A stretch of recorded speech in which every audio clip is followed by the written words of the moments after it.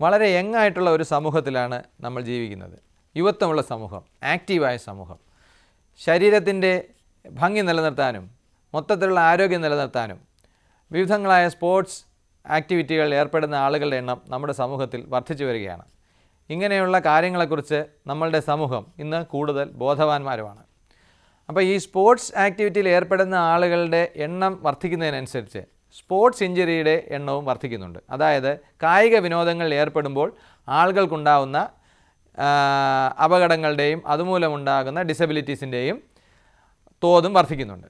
അപ്പോൾ ഇങ്ങനെയുള്ള സ്പോർട്സ് ഇഞ്ചുറികൾ നമുക്ക് എങ്ങനെ ഒഴിവാക്കാം എന്നാണ് ഇന്ന് നമ്മൾ ചർച്ച ചെയ്യാൻ പോകുന്നത്. എൻ്റെ പേര് ഡോക്ടർ നിരഞ്ജൻ.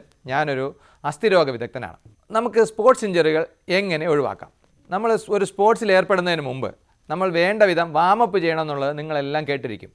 നമ്മൾ ഇൻറ്റൻസീവായിട്ടുള്ള ഒരു ഫിസിക്കൽ ആക്ടിവിറ്റിയിൽ ഏർപ്പെടുന്നതിന് മുമ്പ് അല്പം പതുക്കെ തുടങ്ങി ശരീരത്തിനെ ഒന്ന് ചൂടാക്കി എടുക്കുന്നതിനെയാണ് ഈ വാമപ്പ് എന്ന് പറയുന്നത്. അത് നമ്മളുടെ മസിലിൻ്റെ ടെമ്പറേച്ചർ ഒന്ന് കൂട്ടും, മസിലുള്ള രക്തോട്ടം കൂട്ടും, നമ്മുടെ ജോയിൻറ്റിനെ ഒന്ന് ഫ്ലെക്സിബിളാക്കും, നമുക്ക് കൂടുതൽ നല്ല രീതിയിൽ സ്പോർട്സിൽ ഏർപ്പെടാൻ നമ്മളുടെ ശരീരത്തിനെ തയ്യാറാക്കും. ഇതിനെയാണ് വാമപ്പ് എന്ന് പറയുന്നത്. ഈ വാമപ്പ് പോലെ തന്നെ ഇമ്പോർട്ടൻ്റ് ആണ് കൂൾ ഡൗൺ. നമ്മൾ ഇൻറ്റൻസ് ആയിട്ടുള്ള ഒരു ഫിസിക്കൽ ആക്ടിവിറ്റിയിൽ ഏർപ്പെട്ടതിന് ശേഷം പെട്ടെന്ന് തന്നെ അത് നിർത്തിക്കളയരുത്. നമ്മൾ ആ ഇൻറ്റൻസീവ് ആക്ടിവിറ്റിയിൽ നിന്ന് വളരെ ചെറിയ ഒരു ആക്ടിവിറ്റിയിലേക്ക് കൂടി വന്നതിന് ശേഷം മാത്രമേ നമ്മൾ സ്പോർട്സ് ആക്ടിവിറ്റി അവസാനിപ്പിക്കാവൂ. ഇതിനെ കൂളിംഗ് ഡൗൺ എന്ന് പറയും. അതായത് ഈ വാമപ്പും കൂളിംഗ് ഡൗണും സ്പോർട്സ് ഇഞ്ചുറി പ്രിവെൻറ്റ് ചെയ്യാനുള്ള ഒന്നാമത്തെ മാർഗ്ഗമാണ്. രണ്ടാമത്തേതെന്ന് പറയുന്നത്, നമ്മൾ സ്പോർട്സിൽ ഏർപ്പെടുന്നവർ നമ്മളുടെ ജോയിൻറ്റിനൊക്കെ ഫ്ലെക്സിബിലിറ്റി നിലനിർത്താൻ വേണ്ടി, നമ്മളുടെ മസിലിൻ്റെയൊക്കെ സ്ട്രെച്ചബിലിറ്റി നിലനിർത്താൻ വേണ്ടി സ്ട്രെച്ചിങ്ങിൽ ഏർപ്പെടണം. നമ്മൾ സ്പോർട്സിൽ ഏർപ്പെടുന്നതിന് മുമ്പ് നിങ്ങൾക്കറിയാം, നമ്മളിപ്പോൾ ജിമ്മിൽ പോകുമ്പോഴാണെങ്കിലും അല്ലെങ്കിൽ കരാട്ടെ പോലുള്ള കാര്യങ്ങൾ പോകുമ്പോഴാണെങ്കിലും അവർ നമ്മൾ ആദ്യം ഒന്ന് സ്ട്രെച്ച് ചെയ്യിക്കും. അപ്പോൾ ഡൈനാമിക് ആയിട്ടുള്ള സ്ട്രെച്ചിങ് ഉണ്ട്, നമ്മളുടെ കൈയും കാലുമൊക്കെ വീശിയുള്ള സ്ട്രെച്ചിങ്. ഇങ്ങനെ ഡൈനാമിക് ആയിട്ടുള്ള സ്ട്രെച്ചിങ് ആണ് വാമപ്പിന് ഏറ്റവും നല്ലത്. കൂൾ ഡൗൺ ചെയ്യുന്ന സമയത്ത് അല്ലെങ്കിൽ കൂളിംഗ് ഡൗൺ ചെയ്യുന്ന സമയത്ത് നമ്മൾ സ്റ്റാറ്റിക് ആയിട്ടുള്ള സ്ട്രെച്ചസ് ആണ് പ്രിഫർ ചെയ്യുന്നത്. മൂന്നാമത്തെയും പ്രധാനപ്പെട്ടതുമായിട്ടുള്ള കാര്യം, നമ്മളെപ്പോഴും മറക്കുന്ന കാര്യം, പ്രൊട്ടക്റ്റീവ് എക്യുപ്മെൻറ്റ്സ് ആവശ്യമുള്ള സ്പോർട്സിൽ ഏർപ്പെടുന്നവർ പ്രൊട്ടക്റ്റീവ് എക്യുപ്മെൻറ്റ്സ് കൃത്യമായി ഉപയോഗിച്ചിരിക്കണം.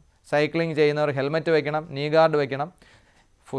ക്രിക്കറ്റ് കളിക്കുന്നവരുടെ കാര്യം പറയേണ്ട കാര്യമില്ല, നമ്മൾ എല്ലാവർക്കും അറിയാവുന്ന കാര്യങ്ങളാണ്.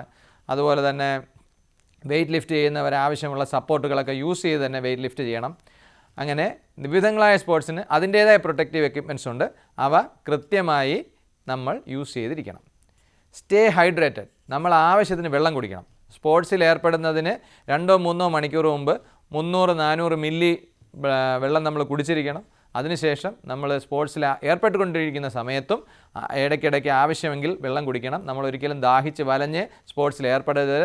അത് നമ്മളെ ഡിസിയാക്കും, നമ്മളെ ശ്രദ്ധ കുറയ്ക്കും, നമ്മളെ ഇറിറ്റബിളാക്കും, നമ്മൾ ഇഞ്ചുറി പറ്റാനുള്ള സാഹചര്യം ഉണ്ടാക്കും. നമ്മളെ ജോയിൻറ്റിൻ്റെ സപ്പോർട്ട് ചെയ്യുന്ന മസിലാണ്, അത് ഫെറ്റിക് ആകുമ്പോൾ ജോയിൻറ്റ് ഇഞ്ചുറി വരാനുള്ള സാധ്യത വീണ്ടും കൂടും. അങ്ങനെയുള്ള കാര്യങ്ങൾ ഉള്ളതുകൊണ്ട് നമ്മൾ വേണ്ടത്ര വെള്ളം കുടിച്ച് ബോഡി ഹൈഡ്രേറ്റ് ആക്കി വെച്ചതിന് ശേഷം സ്പോർട്സിൽ ഏർപ്പെടുക എന്നുള്ളതും ഇമ്പോർട്ടൻ്റ് ആണ്. ഇനിയുള്ളത് നോ ദ റൂൾസ്. നമ്മളൊരു സ്പോർട്സിൽ ഏർപ്പെടുമ്പോഴത്തേക്കും അതിൻ്റെ റൂൾ അനുസരിച്ച് കളിക്കാൻ നമ്മൾ ശ്രദ്ധിച്ചിരിക്കണം. ഫുട്ബോളിലൊരു സേയിങ് ഉണ്ട്, always aim for the ball not for the person. നമ്മൾ അതിൻ്റേതായിട്ടുള്ള റൂൾ അനുസരിച്ച് തന്നെ കളിക്കണം. മറ്റുള്ളവരുടെ അപകടത്തിൽ പെടുത്താതിരിക്കാൻ നമ്മൾ ശ്രദ്ധിക്കണം. നമ്മളും പരമാവധി അപകടത്തിൽപ്പെടാതിരിക്കാൻ ശ്രദ്ധിക്കണം. മറ്റുള്ളവരുടെ ആക്ടിവിറ്റി നമ്മൾ നോക്കിയിരിക്കണം. അപ്പം ഗെയിംസിൻ്റെ റൂളും നിയമങ്ങളും അനുസരിച്ച് നമ്മൾ കളിക്കുക, മുന്നോട്ട് പോകുക എന്നുള്ളതും ഇഞ്ചുറി അവോയ്ഡ് ചെയ്യാനുള്ള പ്രധാനപ്പെട്ട ഒരു മാർഗ്ഗമാണ്. പിന്നെ ഓരോ സ്പോർട്സിനും അതിൻ്റേതായ ടെക്നിക്കുണ്ട്, ആ ടെക്നിക്ക് പെർഫെക്റ്റായിട്ട് ഫോളോ ചെയ്യാൻ നോക്കുക. പ്രത്യേകിച്ച് ഇൻറ്റൻസീവായിട്ടുള്ള സ്പോർട്സ് ആക്ടിവിറ്റികൾ ചെയ്യുന്നവർ ഒരു കോച്ചിൻ്റെ സഹായത്തോടു കൂടി തന്നെ തങ്ങളുടെ ടെക്നിക്ക് പെർഫെക്റ്റ് ആക്കാൻ നോക്കുക. നമ്മളുടെ വ്യായാമം ചെയ്യുന്ന സർഫസ് ഇമ്പോർട്ടൻ്റ് ആണ്. എല്ലാവരും നമ്മൾ കോൺക്രീറ്റ് തറയിൽ ഡാൻസ് കളിച്ചതിന് ശേഷം ഡോക്ടറെ അടുത്ത് വരും, ഡോക്ടറെ കാല് വേദനിക്കുന്നു, മുട്ട് വേദനിക്കുന്നു. അത് തികച്ചും തെറ്റായൊരു കാര്യമാണ്. നമ്മൾ ഓടാനാണെങ്കിലും ഡാൻസ് കളിക്കാനാണെങ്കിലും ഇനി ബാഡ്മിൻ്റൺ കളിക്കാനാണെങ്കിലും അതിൻ്റേതായ സർഫസുകളുണ്ട്. അതിൻ്റേതായ സർഫസിൽ മാത്രം ഇൻറ്റൻസീവ് സ്പോർട്സ് ആക്ടിവിറ്റീസ് പ്രത്യേകിച്ചും ചെയ്യുക എന്നുള്ളതും പിന്നെ കൃത്യമായിട്ടുള്ള ഫുട്വെയർ യൂസ് ചെയ്യുക എന്നുള്ളതും സ്പോർട്സ് ഇഞ്ചുറീസ് അവോയ്ഡ് ചെയ്യാനുള്ള പ്രധാനപ്പെട്ട മാർഗ്ഗമാണ്. പിന്നെ അവോയ്ഡ് ഓവർ ഡൂയിങ് തിങ്സ്. നമ്മൾ ഒരിക്കലും you always hear to your body. നിങ്ങളുടെ ശരീരം ശരീരം സമ്മതിക്കുന്നതിനേക്കാൾ കൂടുതൽ കാര്യങ്ങൾ ചെയ്യാൻ ഒരിക്കലും ശ്രമിക്കരുത്. നമ്മളുടെ മസിൽ സ്ട്രെങ്ത് നിലനിർത്താനുള്ള സ്ട്രെങ്തനിങ് എക്സർസൈസ് നമ്മൾ എല്ലാ സ്പോർട്സ് ആക്ടിവിറ്റീസിൻ്റെയും കൂടെ ചെയ്യണം. ഇപ്പോൾ നമ്മൾ ഓട്ടക്കാരനാണെങ്കിൽ ഓടുക മാത്രം ചെയ്താൽ പോരാ, നമ്മളൊരു ദിവസം ഒരു 3 ദിവസമെങ്കിലും ജിമ്മിൽ പോയി നമ്മളുടെ കൈയും കാലിലും ഒക്കെ മസിലുകളൊക്കെ ബലവത്തായി വയ്ക്കണം. മറ്റുള്ള സീരിയസ് ആയിട്ട് സ്പോർട്സ് ചെയ്യുന്ന ആളുകൾ എപ്പോഴും സ്ട്രെങ്തനിങ് എക്സർസൈസും കൂടെ ചെയ്യണം. പിന്നെ നമ്മളൊരു കാര്യങ്ങൾ ഓവർഡു ചെയ്യരുത്. നമ്മുടെ ശരീരത്തിൽ ഇപ്പോൾ ഒരു വേദന ഉണ്ടെങ്കിൽ ആ വേദന വെച്ചുകൊണ്ട്, അല്ലെങ്കിൽ ചെറിയൊരു ഇഞ്ചുറി ഉണ്ടെങ്കിൽ ആ ഇഞ്ചുറി വെച്ചുകൊണ്ട് കൂടുതൽ സ്പോർട്സ് ചെയ്യുക എന്നുള്ളത് കൂടുതൽ എക്സ്റ്റെൻസീവ് ആയിട്ടുള്ള ഇഞ്ചുറിയിലേക്ക് നമ്മളെ നയിക്കുന്ന ഒരു കാര്യമാണ്. അതുകൊണ്ട് always listen to your body, always listen to your doctor. നിങ്ങൾ അത് ചെയ്തതിന് ശേഷം മാത്രം സേഫായി മാത്രം സ്പോർട്സ് ആക്ടിവിറ്റിയിൽ ഏർപ്പെടുക. പിന്നെ intensive sports activity, serious sports activity ചെയ്യുന്നവർക്ക് തീർച്ചയായും ഒരു സ്പോർട്സ് ഫിസിയോതെറാപ്പിസ്റ്റിൻ്റെ കൂടെ സഹായം തേടുന്നതിൽ യാതൊരു തെറ്റുമില്ല. ഇനി എന്തെങ്കിലും ഒരു ഇഞ്ചുറി നിങ്ങൾക്ക് വന്നിട്ടുണ്ടെങ്കിൽ, ഒരു സ്പോർട്സ് ഇഞ്ചുറി നിങ്ങൾക്ക് വന്നിട്ടുണ്ടെങ്കിൽ U treat it in time. ഇപ്പം മുട്ടിൽ പല ലിഗമെൻറ്റ്സ് ഉണ്ട്. മിക്കപ്പോഴും ACL എന്ന് പറയുന്ന ഒരു ലിഗമെൻറ്റ്സ് ആണ് ആദ്യം ഇഞ്ചുർഡ് ആവുന്നത്. ആളുകൾ അത് വെച്ചുകൊണ്ടിരിക്കും. കുറച്ച് കാലം കഴിയുമ്പോഴത്തേക്കും ഓരോരോ ലിഗമെൻ്റ് ഇഞ്ചുറായി അതിൽ ജോയിൻറ്റിലെ കാർട്ടിലേജ് ഡാമേജ് ആയി കഴിയുമ്പോഴത്തേക്കും ഡോക്ടറെ അടുത്ത് വന്നിട്ട് ഡോക്ടറെ തീരെ പറ്റുന്നില്ല, ഇനി എന്ത് ചെയ്യുമെന്ന് ചോദിക്കും. അങ്ങനെയുള്ള സാഹചര്യങ്ങൾ ഒഴിവാക്കുക. നമ്മൾക്ക് ഒരു ഇഞ്ചുറി ഉണ്ടെന്ന് ബോധ്യപ്പെടുന്ന പക്ഷം ആദ്യം അത് ട്രീറ്റ് ചെയ്ത് പെർഫെക്റ്റ് ആക്കിയതിന് ശേഷം ബാക്കി സ്പോർട്സ് ആക്ടിവിറ്റിയിൽ പോവുക. സ്പോർട്സ് ഇഞ്ചുറി ട്രീറ്റ് ചെയ്യുന്ന പോലെ തന്നെ അതിനുശേഷം വേണ്ടത്ര റെസ്റ്റ് കൊടുക്കണം, വേണ്ടത്ര രീതിയിൽ റീഹാബിലിറ്റേറ്റ് ചെയ്യണം, കൃത്യമായി ഫിസിയോതെറാപ്പി ചെയ്യണം.